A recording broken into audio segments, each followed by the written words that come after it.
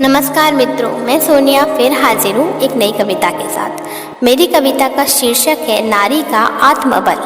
प्रस्तुत करती हूँ, सुनिए। हिम्मत जगा मेरी प्यारी, तू किसकी राह तकती है? ये दुष्ट मलिन कर देंगे तुझको, तू किसका मुंह तकती है?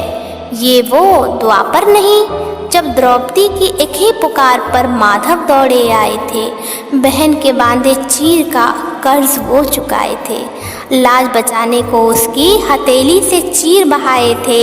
सभा में बैठे धीर वीर ने भी मस्तक झुकाए थे। अपने ही कुल की लाज दाव पे लगाई थी, देख वो धरती में ना समाये थे। दुख तो इसी बात का है, वो भी हमारे ही जाए थे।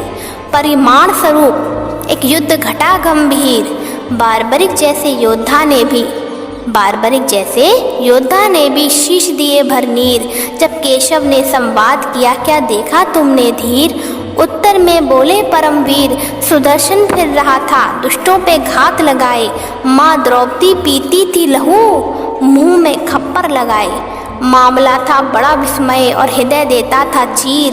संपूर्ण नारी जाति का प्रतिशोध ले रही महाकाली, हाथों में लिए खप्पड़ और कृपाल। कितनों का वितरण कर डाला, सहस्रों को दिया चीर फाड़।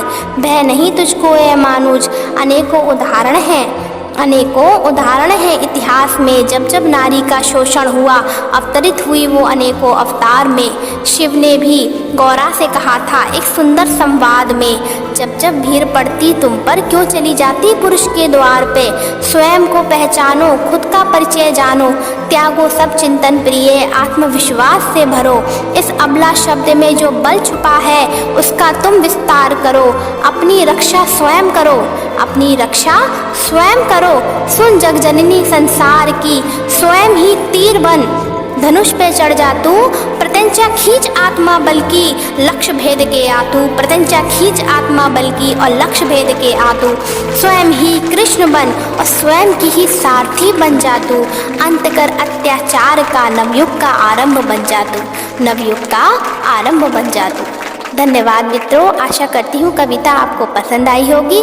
फिर मिलती हूँ अगली रचना में, तब तक के लिए नमस्कार।